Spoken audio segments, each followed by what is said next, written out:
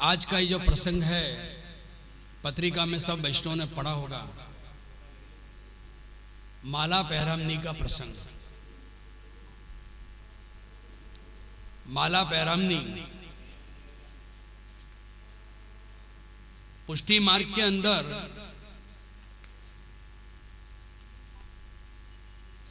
प्रमाण के साथ प्रमेय भाव भी हमारे श्री वल्लभ और विठ्ठल ने भरा है।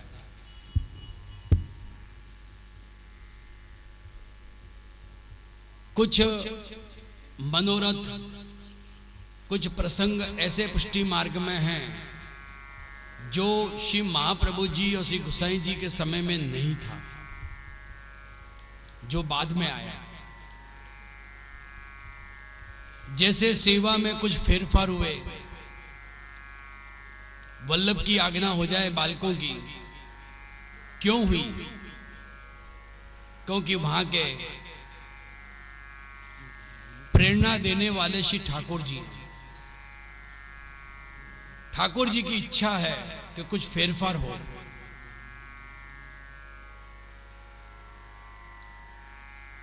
कुछ प्रसंग ऐसे हैं कि जिनको भाव से पुष्टि मार्ग में भजाए, जो हमारे अंतर आत्मा में हमारे भगवत स्वरूप को भी सुख दे और जीव को भी सुख मिले। जैसे अपने यहां पर दंडवती होती है 7 कोस की परिक्रमा में, जो सैद्धांतिक नहीं है। दंडोत परिक्रमा भावात्मक है। अपने यहां पर परिक्रमा गिरिराज जी की मुख्यत्व 2 रूप से का प्रकार अपने यहां मिलता है कि जैसे चल के परिक्रमा करनी 7 कोस की और दंडवती के साथ परिक्रमा करनी। लेकिन कई ऐसे भी हैं वैष्णव जो दूध की धारा लेकर करते हैं, अगरबत्ती लेके भी करते हैं। दूध की धारा लेकर अपने यहां परिक्रमा करना निषेध है, ध्यान रखो आप लोग। क्योंकि परिक्रमा करते करते श्री गिरिराज बाबा को भी जो बालक है उस दूध को आरोगने के लिए आपके साथ भी 7 कोस में दौड़ना पड़ता है। जहां अपन मुखारिन पे जाकर गिरिराज जी को दूध चढ़ाते हैं, दूध आरोगाते हैं, जहां सुखेन वो विराज कर अपने दूध का स्नान करते हैं, और वहां उस दूध को पान करने के लिए 7 कोस में वो 7 वर्ष का सावरिया सरकार हमारे साथ दौड़ता है, वो भी श्रमित होता है। इसका अर्थ हम उनको श्रम दे रहे हैं, इसलिए दूध की परिक्रमा अपने यहां नहीं की गई। दूसरा, अगरबत्ती लेकर कितने लोग करते हैं। अगरबत्ती तो अपने यहां निषेध है। क्रिश्चियनों के अंदर वो अगरबत्ती जलाई जाती है, अपने हिंदू धर्म में, अपने पुष्टि मार्ग में नहीं। अपने यहां दीवा होता है, दीवे की आरती होती है, अगरबत्ती कभी नहीं जलाई जाती है। वैदिक जैसे कार्य, शुभ कार्य में भी अगरबत्ती नहीं जलाई जाती है। पर हां, जब अशुभ यानी कि श्राद्ध इत्यादि करते हैं, जो वैदिक कार्य, उसमें जरूर अगरबत्ती वैदिक क्रिया के अंदर की जाती है, पुष्टि मार्ग में। तो दंडवती क्यों करते हैं? गिरिराज जी की परिक्रमा के लिए स्वयं श्री गोसाई जी ने अपने प्रथम बालक श्री गिरधर जी को आज्ञा करी। जब एक समय आपने देखा कि एक गधा मर चुका है और उसको ब्रज की रज में लौटाते हुए ले जा रहे हैं, वो देखकर गोसाई जी के मुख से निकला कि ये गधा का भी कितना अहोभाग्य है कि मरने के बाद भी रज में लौटता हुआ जा रहा है। और आपने आज्ञा करी, बाबा गोवर्धन, जब मैं लीला में पधार जाऊं, आसुरों लीला में, तो मेरे धोती और ऊपर डाकू यही तरसू पूरी व्रज की रज में 7 कोस में लौटाकर फिर उसका दाह संस्कार करना। और उसी भावना से ब्रिज में ब्रिज की रज में लौटने के लिए हम दंडवती परिक्रमा करते हैं। ये भाव है हमारे यहाँ, जो सैद्धांतिक नहीं है पर भावात्मक है। वैसे ही अपने यहां पर माला बैरामनी जो है उसका उदय सौराष्ट्र से हुआ। जो पहले केवल गोकुलनाथ जी के अंदर ही था, उनकी सृष्टि के वैष्णव खूब करते थे। जो वैष्णव श्री जी चरण हो जाए, यानी कि जब संसार को त्याग करके जाए, तो उसके पीछे माला बैरामनी श्रीमद गोकुल में होती थी। उसके बाद बाकी के 6 घरों के अंदर भी यह परंपरा आई कि 6 घर के जो सेवक हैं वो सृष्टि के वैष्णव भी माला बैरामनी करते। बाद में प्रथा यह भी आई कि श्रीमद गोकुल पूरा परिवार नहीं पहुंच सके, कुटुंब नहीं पहुंच सके, तो जिस गांव में जिस घर में पहुंचे हैं उसी घर में माला बैरामनी का प्रसंग किया जाए। यह माला बैरामनी तो एक सत्संग का बहाना है। वैष्णव शोक कभी नहीं रखता है, वैष्णव शोक कभी मनाता नहीं है, शोक का आविर्भाव अपने हृदय में करता नहीं है। वैष्णव अपने जीवन में शुभ घड़ी शुभ दिन ही मानता है, उसके जीवन में कभी अशुभ होता ही नहीं है। क्योंकि वैष्णव खुद का ही नहीं है, ब्रह्म संबंध लेने के बाद वो श्रीनाथ जी का हो गया। और केवल वो ही नहीं हुआ है, अप्रत्यक्ष रूप से यही दारागार पुत्राप्त अपने पुत्र को, अपने आने वाली पीढ़ी को, 21 पीढ़ी तक को, अपने पति को, अपनी पत्नी को, अपने माँ बाप को, सास ससुर को, नाना नानी, दादा दादी, सबको अप्रत्यक्ष रूप से जिन्होंने ब्रह्म संबंध नहीं लिया, दीक्षा नहीं लिए, उनका भी वो संबंध श्रीनाथ जी से कराता है, उनका भी समर्पण वो श्री ठाकुर जी से कराता है। ये माला बैरामनी शुभ मानी गई है, अशुभ नहीं है। शुभ है इसलिए श्री यमुना जी की लोटी अभी खुलेगी, यमुनाष्टकम बोला जाएगा। शुभ है तो अपने यहां पर श्री महाप्रभु जी की और श्री गुसाई जी की बधाई गाई जाएगी, श्री यमुना जी के पद गाए जाएंगे। और उसके बाद आश्रय का पद गाकर यह प्रसंग को समापन किया जाता है। यह माला बैरामनी लगभग आज से 200 वर्ष पूर्व सौराष्ट्र से उदय हुई और ये भक्ति गुजरात से निकलकर अब धीरे धीरे पूरे विश्व में फैल रही है। हर वैष्णव माला बैरामनी को समझना चाहता है कि यह माला बैरामनी क्या है। इस माला बैरामनी शुभ है इसलिए उनके यहां पर हर एक वैष्णव को जो आए उनको तिलक किया जाता है, टीकी की जाती है, हर एक के मुख में चरणामत और हर एक के गले में 2 कंठी दी जाती है। परंतु क्या होता है कि अभी किसी को ब्रह्म संबंध है, किसी को नहीं है, इसलिए 1 कंठी का ही वितरण का प्रकार रखा है। और वैष्णव शोक सभा के रूप में नहीं करता है, क्योंकि वैष्णव के जीवन में शोक नहीं है। श्री गुसाई जी के वो चरित्र को याद करो कि जब गदाधर मिश्र के घर पे पधारे और गदाधर ने कीर्तन करते करते श्री गुसाई जी को पधराया कि आज नंदलाल मुख चंद्रन नैनन निरखी परम मंगल भयो भवन में।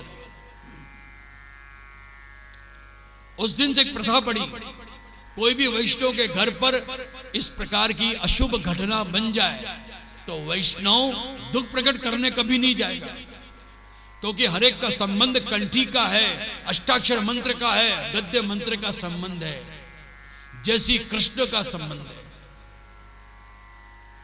वैष्णव वहां जाकर उसके ऐसे समय में दुख में जहां कहीं लौकिक का आविर्भाव न हो, अलौकिक का वातावरण बने, इसलिए वहां जाकर वो सत्संग करने के बहाने वैष्णव वहां जाएगा। इसीलिए जिसके घर में मृत्यु भई है वो वैष्णव ये विचारेगा कि आए मेरे नंद नंदन के प्यारे, माला तिलक मनोहर मानो। क्योंकि जो गया है वो अपना था ही कहां, वो तो श्रीनाथ जी का था, अपना था ही नहीं। हमने तो ब्रह्म संबंध में उसको सौंप दिया था। वो अपना पति तो लौकिक के रूप में है, पत्नी तो लौकिक के रूप में है, पर अलौकिक से तो वो श्रीनाथ जी का।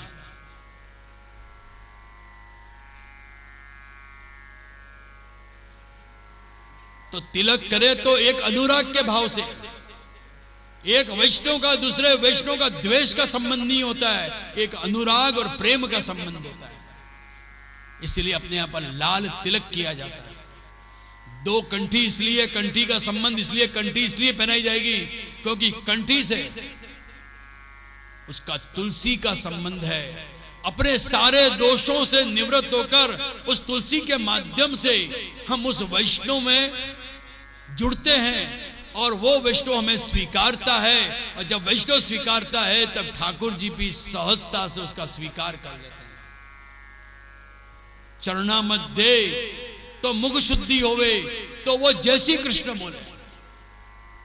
तो ये जो है प्रसंग अशुभ के पीछे नहीं होती है, शुभ के रूप में होती है। गुजरात के अंदर तो गुजराती समाज जो है बड़े धूमधाम से इसको मनाता है, बड़े आनंद से मनाता है। सौराष्ट्र में तो ये प्रथा है कि पूरी रात माला पैरामनी के कीर्तन होते हैं। ये प्रसंग में जिनके पीछे की जाती है उनको शिव महाप्रभु जी और श्री गुसाई जी और श्रीनाथ जी के चरणारविंद में रखकर, उनके चित्रों को रखकर उनकी छल्ली विदाई इस भौतिक सपन जैसी कृष्ण के साथ करते हैं। छल्ले उनकी तरफ से उनके परिवार के सब वैष्णव को जैसी कृष्ण पहुंचाया जाता है।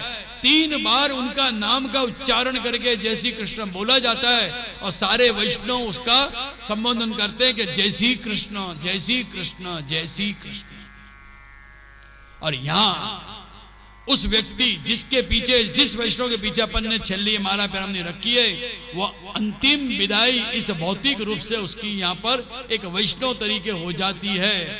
वैसे तो पुनः पुनः उनका फिर से जन्म वापस वैष्णव के घर में ही होता है, क्योंकि ये अपने यहाँ भावना मानी गई है कि कहते हैं जैसे लौकिक में कि दादा भले चले गए लेकिन पोते के रूप में फिर से आ गया। ऐसे वैष्णव पुनः पुनः फिर से आते हैं, क्योंकि वैष्णव ने यही मांगा है कि यही मांगो गोपी जन वल्लभ, मानुष जन्म और हरि सेवा, ब्रज बसो मोहे दीजिए सुलभ। सेवा में हमारी कचास रह गई, इसलिए हम फिर से जन्म लेकर फिर से हम सेवा में पहुंचते हैं। तो माला पैरामनी अपने यहाँ पर गुजरात से निकली और गुजरात के जो वैष्णव हैं पूरी रात उसकी माला पैरामनी करते हैं। महाराष्ट्री भी अंत तक विराजते हैं। लोटी जी खुलती है, श्री यमुना जी को प्रकट किया जाता है, यमुनाष्टकम बोला जाता है। और इसके पीछे श्रीनाथ जी की अपने यहाँ पर भेंट निकाली जाती है, गुरु की भेंट निकाली जाती है और यमुना जी की भी भेंट निकाली जाती है। और इसके साथ ये प्रसंग पूरा होता है। तो आओ वैष्णव, इस माला पैरामनी को हम यहाँ रस्तोगी समाज में ये प्रारंभ करें जाहिर में, कि सर्वप्रथम बार यूँ तो जाहिर में हो रही है। वैसे तो प्रवीण जी के जो ससुर हैं उनकी माला पैरामनी एक बार उनके घर में हो चुकी है, लेकिन उनकी इच्छा थी कि उनके भी मातृ चरण और पितृ चरण की भी अपने माला पैरामनी होवे और उनकी जो सासू माँ हैं उनकी भी माला पैरामनी होवे। तो यहाँ पर यमुना जी की अभी लोटी खुलेगी और यमुनाष्टकम पहले बोला जाएगा और उसके बाद महाप्रभु जी और श्री गुसाई जी के 2-2 कीर्तन, तो वो कीर्तन करेंगे। तब तक सब माला कंठी मतलब कंठी और अपने चरणामत वितरण होगा और अंत में जैसी कृष्ण बुलाने के बाद फिर सब वैष्णव विदा हुए। तब तक शांति से बैठे।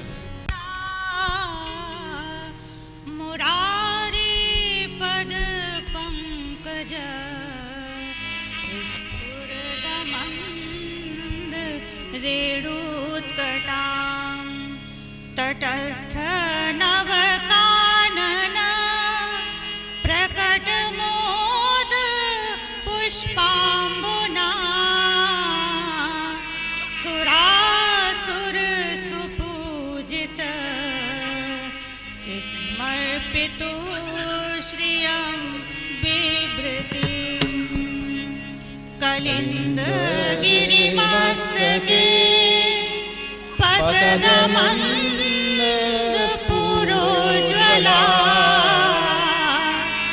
विलास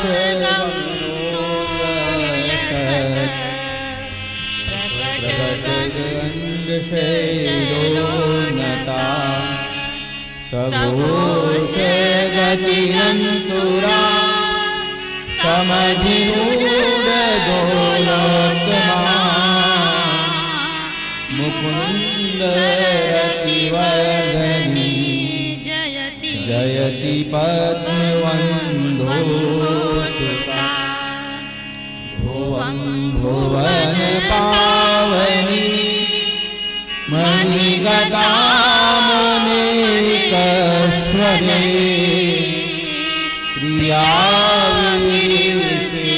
प्रियाविसेवितां शुकमयूरहंसादिभिः तरङ्गभुजकङ्कण प्रगटमोक्तिकावालुका नितम्बतटसुन्दरी नमते कृष्णसूर्यप्रियाम् अनन्तगुणभूषिते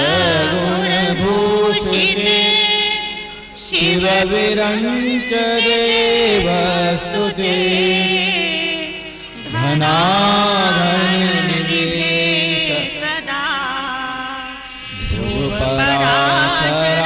ध्रुवपराशरावीशे विशुद्धमथुरातटे सकलगोपगोपीव्रते कृपाजलनिसंश्रिते मम मनः सुखं भावय यया चरणपद्मजा मुररिपो प्रियं भावुका समागमयो भवत् सकलसिद्धिरासेका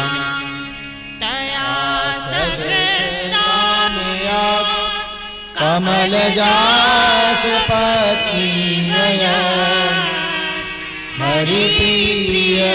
हरिप्रियकलिन्दया मनसि मे सदा स्थीयताम् नमोऽस्तु यमुने सदा तव चरित्रमत्यद्भुतम् न जातु यमयातना भवति कृपयापानकम् यमोऽपि भगिनीसुता कथमुहन्ति दुष्टानपि प्रियो भवति सेवनात् तव हरेर्यथा गोपिका ममास्तु तव सन्निधौ तनुनवत्वमेतावता न दुर्लभतमारते मुररिपौ मुकुन्दप्रिये अतोऽस्तु तव लालनं सुरधनी परं संगमात् तवैव भुवि कीर्तिता न तु कदापि पुष्टिस्तुते स्तुतिं तव करोति कमलजासपत्नी प्रिये हरेर्यदनुसेवया भवति सौख्यमामोक्षत इयं तव कथाविदा सकलगोपिका संगमः स्मर्शं जलाणुभिः सकलगात्रजहे संगमः तवाष्टकमिदं मुदा पठति सूरसूते सदा समस्तदुरितक्षयो भवति मुकुन्दे रतिः तया सकलसिद्धयो मुररिपुश्च सन्तुष्यति स्वभाव विजयो भवेत् वदति वल्लभः श्रीहरे।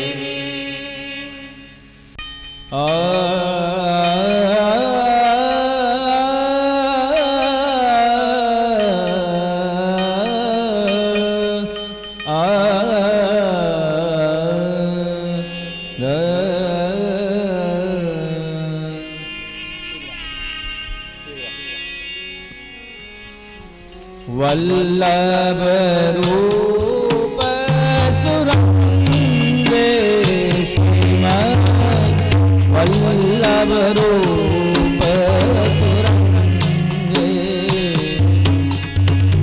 वल्लभ रूप सुरंगे श्रीमद् वल्लभ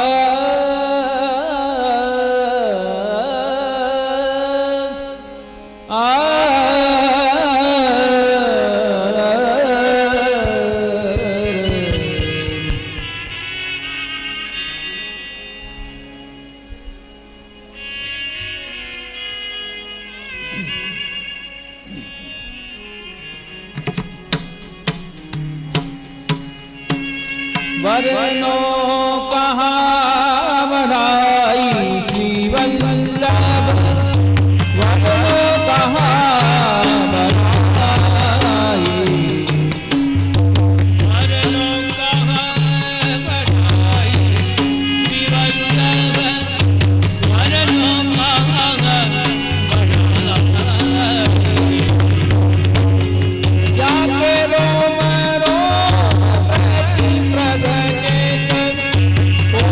गोवर्धन राय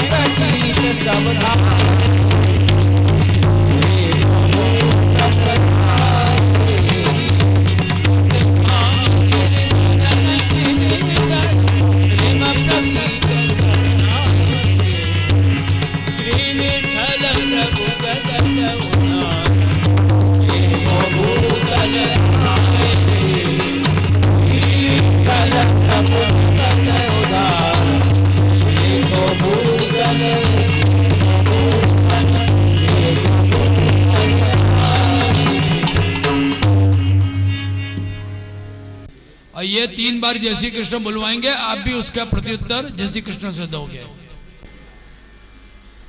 मेरे पूज्य पिताजी श्री पन्नालाल रस्तोगी, आत्मा श्री इंद्र प्रसाद रस्तोगी के सर्व वैष्णव को जय श्री कृष्ण। मेरे पूज्य पिताजी श्री पन्नालाल रस्तोगी, आत्मा श्री इंद्र प्रसाद रस्तोगी के सर्व वैष्णव को जय श्री कृष्ण। मेरे पूज्य पिताजी श्री पन्नालाल रस्तोगी, आत्मा श्री इंद्र प्रसाद रस्तोगी के सर्व वैष्णव को जय श्री कृष्ण। जय श्री कृष्ण। मेरी पूज्य माता जी श्रीमती उर्मिला देवी, पत्नी श्री पन्नालाल रस्तोगी के सर्व वैष्णव को जय श्री कृष्ण। जय श्री कृष्ण। मेरी पूज्य माता जी श्री उर्मिला देवी, पत्नी श्री पन्नालाल रस्तोगी के सर्व वैष्णव को जय श्री कृष्ण। जय श्री कृष्ण। मेरी पूज्य माता जी श्रीमती उर्मिला देवी, पत्नी श्री पन्नालाल रस्तोगी के सर्व वैष्णव को जय श्री कृष्ण। जय श्री कृष्ण। हमारी नानी जी की श्रीमती गायत्री देवी की सर्व वैष्णव को जय श्री कृष्ण। जय श्री कृष्ण। हमारे नानी जी श्रीमती गायत्री देवी के सर्व वैष्णव की जय श्री कृष्ण। जय श्री कृष्ण। हमारी नानी जी श्रीमती गायत्री देवी के सर्व वैष्णव को जय श्री कृष्ण। जय श्री कृष्ण।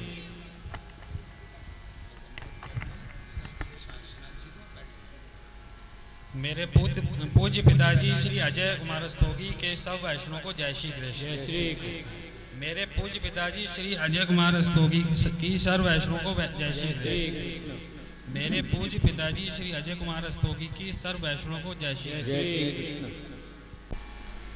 मेरे पूज्य पिताजी श्री अनिल कुमार रस्तोगी के सब वैष्णव को जय श्री जय कृष्ण। श्री कृष्ण। मेरे पूज्य पिताजी श्री अनिल कुमार रस्तोगी के सब वैष्णव को जय श्री जय कृष्ण। श्री कृष्ण। मेरे पूज्य पिताजी के अनिल कुमार रस्तोगी के सब वैष्णव को जय श्री जय श्री कृष्ण।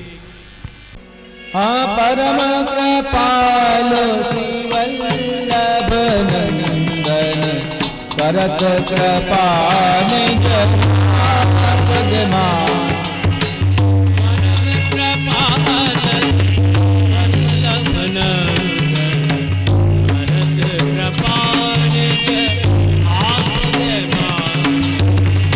परम कृपाल श्री वल्लभ नंदन, करत कृपा निज हाथ जगमान। परम कृपाल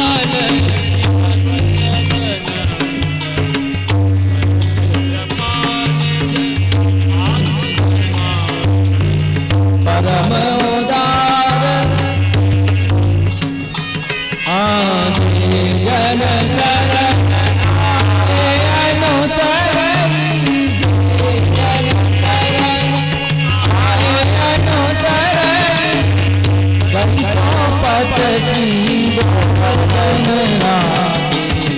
करत कृपा निज हाथ